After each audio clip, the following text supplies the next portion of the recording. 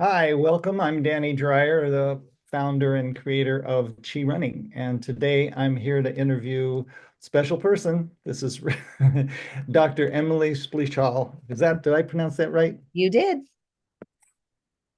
And she is a functional podiatrist and the CEO of and founder of Naboso, which is a whole line of products and videos of how to recover from running and how to prepare your feet for running. So, being a podiatrist, she deals in feet, and being a running coach, I've dealt in feet for 25 years. So, she's the person on the other end, really working with people's feet. And so, I'd like to welcome you, Thank you. Dr. Thank you Emily. so much. Of course, here to help minimize as many running related injuries in the feet as possible. Yeah. So, I've heard you say that,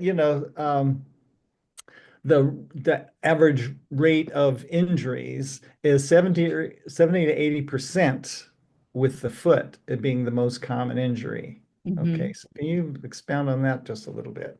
Yeah, I mean, I would say, obviously, I understand your approach is based on the technique and the way that runners are running. I truly believe that as well. My role is to guide them to you, but then also to take care of their existing running related injury, and then hopefully enlighten them that something needs to change. But yes, most running related injuries are happening in the foot and the ankle because that's obviously the contact point between the body and the ground. And where these impact forces and the first exposure to impact forces is happening is in your foot and the ankle, right? Yep. So I'm a huge advocate of bringing an awareness to the foot, obviously strengthening the foot to try to minimize some of that overload. But really, it's about changing the relationship with gravity, changing the relationship with the ground to then better utilize ground reaction forces to minimize that statistic of 70 to 80% of injuries in runners. Yeah, yeah, that's a high injury rate. I think even 70%, that's more than 2 out of 3 people Yep. getting injured.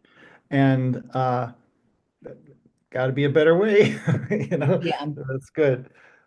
So can you share a little bit? So one of the main injuries a lot of people come down with is plantar fasciitis. Can you talk about this and address it as a functional podiatrist? Like, what's the deal with it and why do people get it? Yep, absolutely. So our plantar fascia, which we know is the thick banded tissue on the bottom of the foot, is part of the rubber band system of the body, this myofascial connective tissue web.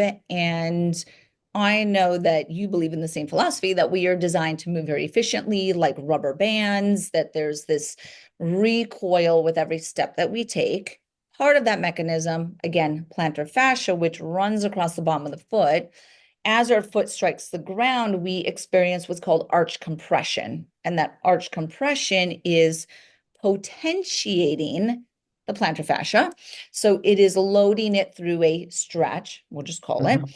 And depending on the hydration and the elasticity and the state of a person's plantar fascia, either you have enough elastic recoil within it or stretch, or you don't. And if you don't, you will then start to micro tear it.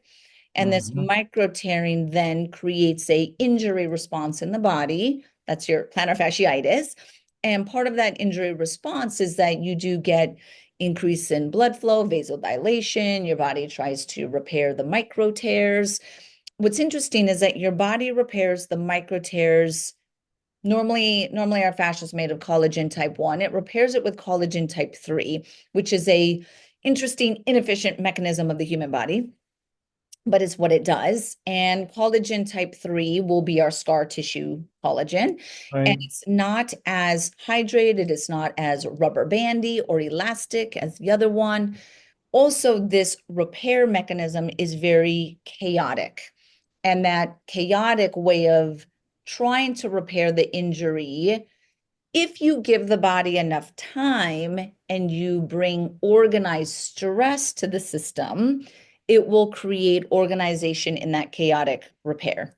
However, most people human nature does not wait long enough for that to happen. So we re-stress this chaotic, and then we start to get into this vicious cycle of micro injury, part of a repair, interrupt, re-stress, re-injure, and we kind of get into this cascaded pathway.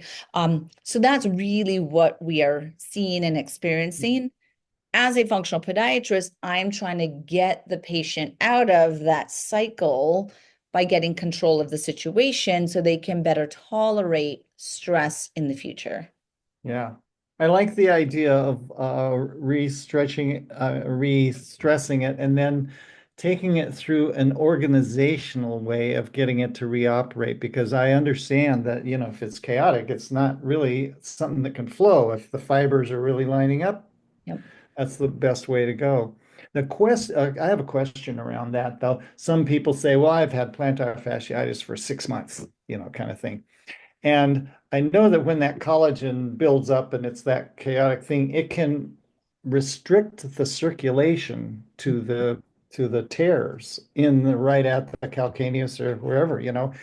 And so then it's treated differently than just if you first get plantar fasciitis, because then it's necrotic tissue. It's kind of dead and you got to lie, and then you really got to work with something. So how do you work with that? Because I don't think people know the difference.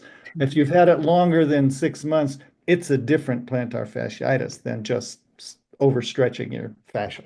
Yes, I'm so glad that you asked that because that is one of the biggest misconceptions I get. And I treat primarily chronic plantar fascial issues, right? So Mhm. fasciosis, Mhm. it could be based off of time. So 6 months is kind of the textbook marker of anything over 6 months is considered osis or chronic. But for the listeners, one that they might not think about is one that wax and wanes, which means they get a flare up 6 weeks, then it disappears. Several months later, they get a flare up, and they essentially keep cycling through this waxing and waning heel pain. I categorize that the exact same way as osis. Now, with plantar fasciosis, which is chronic, think of it as this chaotic organization, which we spoke about, but it's stuck. So it's in Yeah. stasis, right? And part of this repair mechanism is what's called neovascularization. Neo means new. So you have these itty bitty baby blood vessels that are starting to try to heal the necrosis that you're talking about, and then they get interrupted. So they're just dead ends. They don't go Yeah. anywhere, right? Mhm. So kind of like a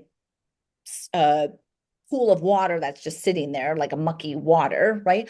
How do you restart this healing cycle? That's a very important part of controlling osis or getting past osis is you have to restart it. And there's a lot of different methods within the medical space. One of them that I learned years ago when I was a resident was where you would essentially just go in, it would be a procedure. So you would do it in the OR or in a procedure room, and you would essentially just ablate and burn a bunch of holes in the fascia to essentially piss off the tissue, for lack of a better word. So it's You in were just trying circulation to there. re-irritate it Yeah. to then trigger a powerful healing response, a vasodilation response, a fibroblast response. Now that has changed a little bit where some people will do shockwave. Shockwave is very popular now, where shockwave is doing the same thing. You're trying to re-injure it. And then Graston, so an aggressive Graston with a metal tool, you could do it, dry Mhm. needling. All of those, though, I piggyback them with growth factor injections. So in my office, part of this functional podiatry is that I do regenerative injections such as Wharton's jelly, PRP is a well-known one, exosomes, things that are stimulating the fibroblast while you are increasing the vasodilation to create organization. And I take Right. patients through a 3-month protocol. It takes 3 months for me to get a patient to where I need them so they can reload their tissue again once they're in this osis state. Yeah, that makes so much sense. Total sense. Yeah, so I know your philosophy, and we had a conversation on another video that everyone should go listen to, where you were talking about kind of small, kind of a patience in the process. You worded it a little bit different, but as far as like one step at a time, and we can't fast track and move faster through this process. I believe in that as well through just my medical philosophy that you can't rush this 3 months. We just Mm-mm. can't. We have to do these layers. And I will tell patients, and they're spending a lot of money on this process, that you are investing the time and your money into this process. I need you to trust me, trust the process, trust your body, and be patient in this process. And most of them Exactly. are. Um, and then they will see a high success rate at the end. Yeah, yeah. The hardest part is getting people to slow down, with everything, I whether know. they how fast they move through something. But the other thing, that I've realized over the years is that, whenever you have fascia that's irritated or something like plantar, whether it's anywhere in your body, you know, a lack of mobility, with a lack of any lack of mobility, like if you favor it or something like that, that fascia will get sticky and it won't slide like it's supposed to, And so I totally understand getting in and trying to stimulate that. I'll give you a free ad here. This is your little ball. Yes. My favorite part is this little ball. And I use that after my runs to really relax and loosen up my plantar fascia, and it's Amazing. awesome. I love that. It's really great. And in fact, I've just recently felt kind of a neuroma starting. I mean, I've Yep. been running for 50 years, so after 100,000 miles, I could expect a neuroma of some Yes. kind. And it's really helping. So it's wonderful. I also set this thing down on the ground and I put my foot on this part, Ah, which is okay. I great. like It that. totally surrounds all my metatarsal heads. And Yes. so I love these things. Thank They're great. you. Thank you. Thank you. Okay, so let's see. So there's a phrase, you referred to a concept called putting out the fire. What is that? Yes. So that is similar to where we were talking about this plantar fasciosis. And I think that that is a huge part of this 70 to 80% of runners getting injured. I would be curious on those research studies, how many had a prior injury? And this is essentially it just showing face again, Right. where most of these injuries, right, we kind of rest for a minute and then we go back. That was that cycle of why we get pushed into this osis is whenever I have a patient, whether it's acute or chronic, it's presenting, I put them through a 2-week protocol that's called putting out the fire.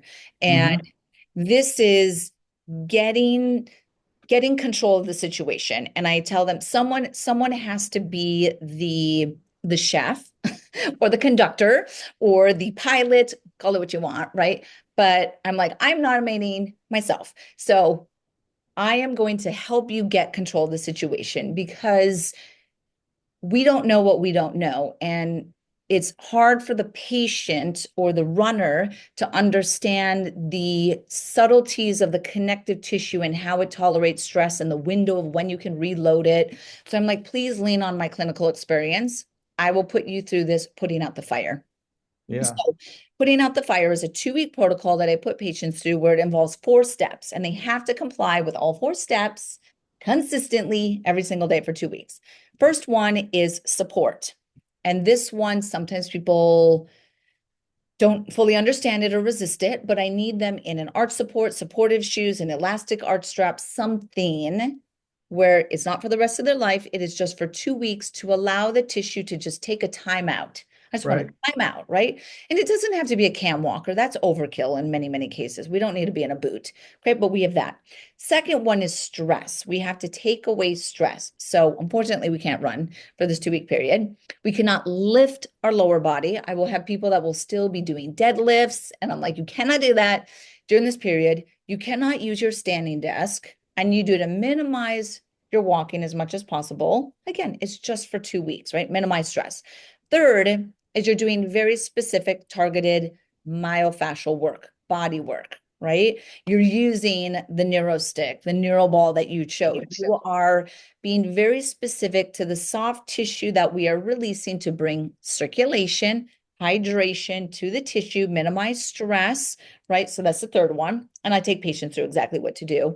And then the fourth is you're doing something for inflammation. Now, I know that there's lots of research saying there's not inflammation, but we're doing something, I just call it inflammation, but oftentimes I recommend systemic enzymes. And Mhm. systemic enzymes are naturally antifibrolytic. So they break up scar tissue. They support the body's natural inflammatory cycle. So they're another part of it. So I'll have most of my patients will go on systemic enzymes. If they want to do Mobic, Advil, ice, bromelains, something in there, sure they could do it. But whatever it is, I just need them to consistently do it for the 2 weeks. And that's what we're doing. So we're doing Got these it. steps. Okay. Now, based off of how the patient responds to this 2 week protocol, it guides me to make my next clinical decision through this flow chart. And I'll say, okay, Oh, okay. either we do this or we do this. So it's really, it helps me, but it helps them. And let's say someone has had plantar fascial pain for a month. If they do this for 2 weeks, they should be good. If they've never had heel pain in their life, I'll be like, you are good. Keep up this habit. Go back to your ChiRunning, right? And I'll kind of, you can start to go load again, right? Yeah.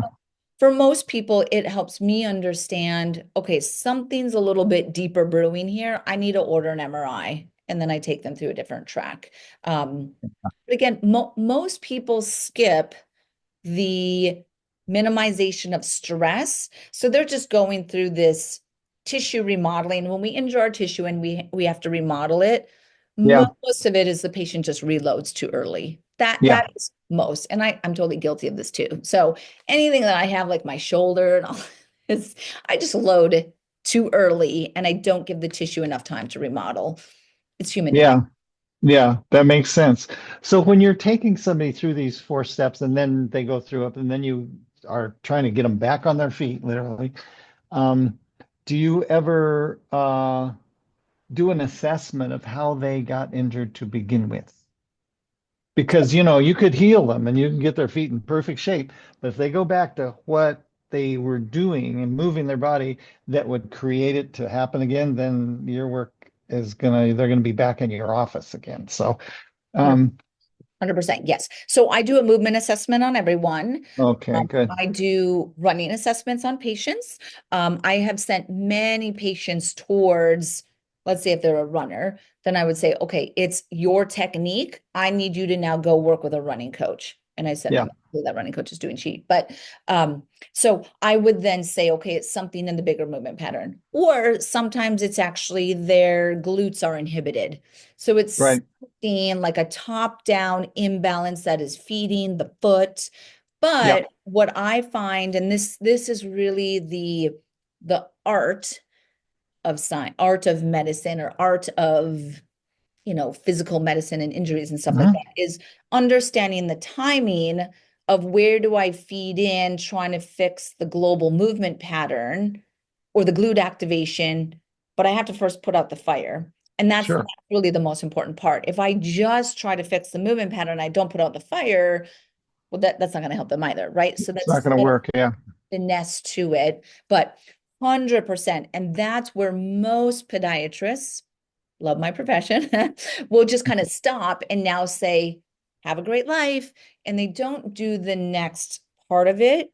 And that's the part that the medical provider has to be better at, is Yeah. saying, once I've helped them, now I need to get them to the running coach, the movement specialist, the nutritionist, the whatever it is, so we can fix the bigger Yeah.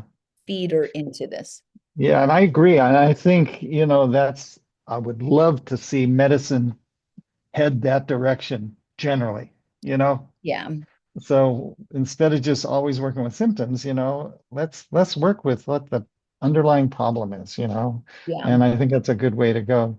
So, can you talk a little bit about foot prep before running or walking to help you prevent injuries, help you keep from getting hurt? What Yes. can you do to your feet? Yes. So I'm a huge believer in having an awareness of the feet. Obviously, we need an awareness of our center and the whole body, but being foot focused here is waking up the nerves in the bottom of the feet easy to do that with the neural ball. Just split it open, do a Easy. 2-minute release. Yep, easy, easy. Great. Okay, so you're doing that. You're increasing the circulation. You're waking up the nerves. You're waking up the muscles with the neural ball. Great. But now you have to even more so just wake up how your foot connects to your core. So Right. I take people through, okay, let's find a stable base. Some people who have flat feet, we just rotate. Okay, let's just wake up and move the foot a little bit. Okay, now let's wake up how our toes connect to our deep core pelvic floor. So I teach an exercise called a forward lean, where people will Mhm. stand in a stable base, stand stiff as a board. They just slightly lean forward, and they do a few repetitions where they lean forward. It will activate this postural reflex between their feet and their deep core, pelvic floor Yeah. specifically. Mhm. So that's a great way to do it. And then I'll have people do a couple intentional movements with short foot. Short foot is essentially pushing your toes down, but I coordinate it with the diaphragm. So I have Mhm. people do a few repetitions, maybe some little bit more ballistic because of running, but the whole thing should only take you 5, 6 minutes.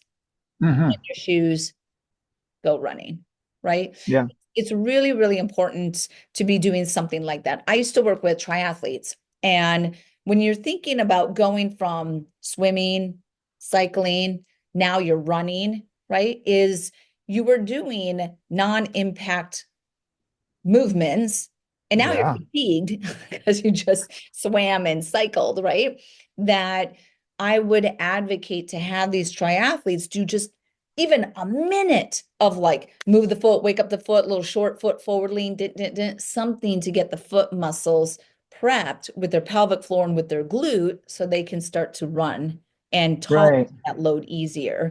Mhm. So that's an example of where it doesn't have to be long. If it's specific and targeted and there's a methodology behind it, we should be able to hit it quickly. Yeah. Yeah. I've even suggested things to triathletes of like what to do as you're coming into T2.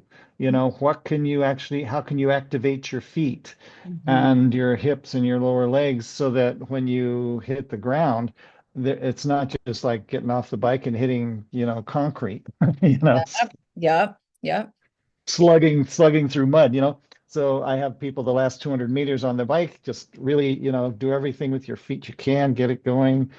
Only lift on the pedals instead of mash on the pedals, yep, so it gets those hip flexors working so that when you're running, your hip flexors are firing. yeah. And, so little things like that can make a huge difference when somebody's going through their transition. Oh, love it, love it. Yeah. So I want to hear a little about you have all these products, which I love. I have them all. Got my little bar, got my ball, and I got my socks, which I Yes. love. And my wife loves them too. We're both Oh, walking around the house in these cute little socks. love it. So why did you develop these products? You kind of led into it, but go ahead Yes. and So all of the Naboso products, so they're textured, they're sensory-based products. The goal of them is to really wake up and help people connect to their feet, to their foundation. Um, yeah, I've spent my entire career advocating for foot awareness from a sensory perspective. I was taught as a podiatrist the biomechanical side of the foot. I was taught to look at everything purely biomechanical. And then just by, you know, luck, I don't know, focus, opportunity, things like that, is that when the barefoot running boom happened, I happened to be in the fitness, public speaking, education side of these industries. And I really was able to embrace and dive into it, which changed the way that I look at movement as a podiatrist. It was just this great opportunity. I actually went back yeah. to school and got my master's in human movement when I was going through my podiatry training. I paused it, went back, got my master's in human movement. So smart. That was Oh my God, it well done. became the glue between how I look at things, and then obviously it was a degree or a credential to kind of validate that side of it. Yeah, But my focus for those 2 years in my master's was barefoot science. So I was able yeah. to read and explore and dive into it. And that's how I got into the diaphragm and breathing. I got into the pelvic floor. I got into fascia lines. So everything of how I look at the human body is very different. So I wanted to create a product line that helped people find the sensory side of their foot. Yeah. And then honestly, I did not think that it would become what it is. Probably you, like with Chi, you didn't think it would become what Yeah. I had no ChiRunning idea. Right. was. Yeah. Yeah. But yeah, so now we have over 40 products at Naboso. We have five granted patents. We have another eight that are pending. We launch and develop products every year. So we have five new products that are coming out in Wow. 2025. Yeah. And it's really part of my continued exploration of the utility of texture as a sensory stimulation to the nervous system. What does Yeah. it do? What does it do for the feet? What does it do for the hand, for the brain, for focus, for memory, for cognition, for mood, Yeah. movement? So yeah, it's really powerful. Runners is one great benefit, is that what it could do for runners. Yeah. And one thing that I will be eternally grateful to the Barefoot Movement for is turning running into a somatic experience, Yes. really, because people wouldn't feel their feet and they wouldn't feel how they're overusing or underusing or landing wrong without any attention put on to their feet. So the barefoot running thing, it forces you, in some of my classes, I will have people, I'm teaching, I go through the first half of the class, teach them all the running stuff, and then we'll take a break. And when we come back, I'll have them take your shoes off and run totally barefoot, like if we're in a gymnasium or something like that. And I'll say that people will go, "Oh no, man, the ground is so hard." And I'll have them run on a concrete sidewalk. And I'll say, "No, you will feel this sidewalk less than you do when you have shoes on." And they go, "You get out of here. That's not true."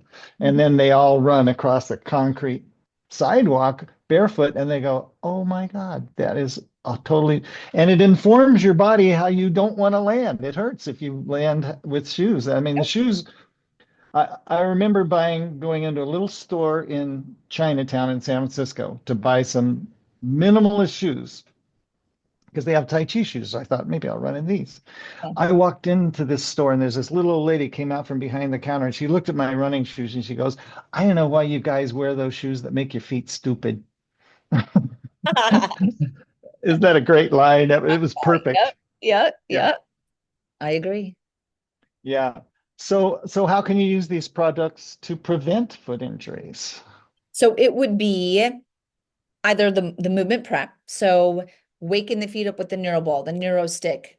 We don't recommend running in our socks or our insoles just because of Right. the horizontal shear, but that's fine. Yeah. Wake up your feet first, and then after you are done running, that's where you will focus on foot recovery with the Naboso products and or you could use them in your day-to-day shoes. So you could be thinking about protecting your feet throughout the rest of your day when you're not running, right? You Yeah. could walk in our socks, you could walk in the insoles, you can cross train, lift weights with the products to get more of that stimulation.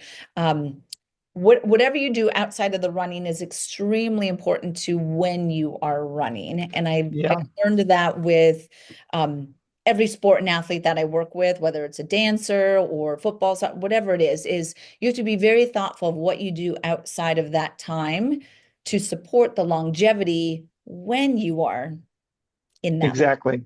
Exactly. It's whole system exercise. That's what Yep. it is. And I tell people if you're learning chi running, you don't just practice it when you're running, like you got to move all day and paying attention all day is to your advantage.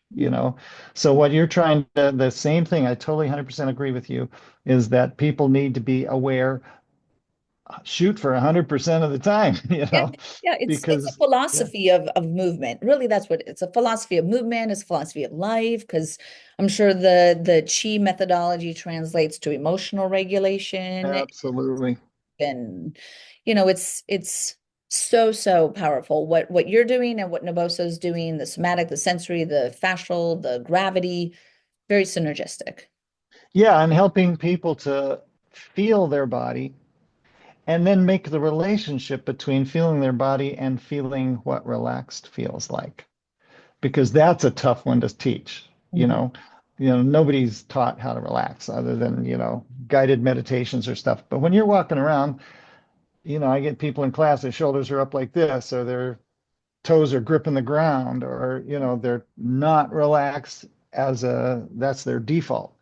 Yep. And so to really teach people how to sense their body enough to feel when they're holding tension, Yep. and then they got something to work with. Then Yep. they got, so yes, it has to be, awareness all the time. And, it gets into the emotional side, then you go, okay, well, why do you hold tension? Or Mhm. where do you hold tension? And how can you let go of tension? What would it take for you to let go of tension? Mhm. And just asking them leading questions of like, okay, well, would you rather not have tension or would you rather walk around all day with tension? Now, let's try something, you Yeah. know. Very powerful. Good. Well, thank you. That was a lot of good information. Of course. So Thank you. Thank you so appreciate much. talking with you. Likewise.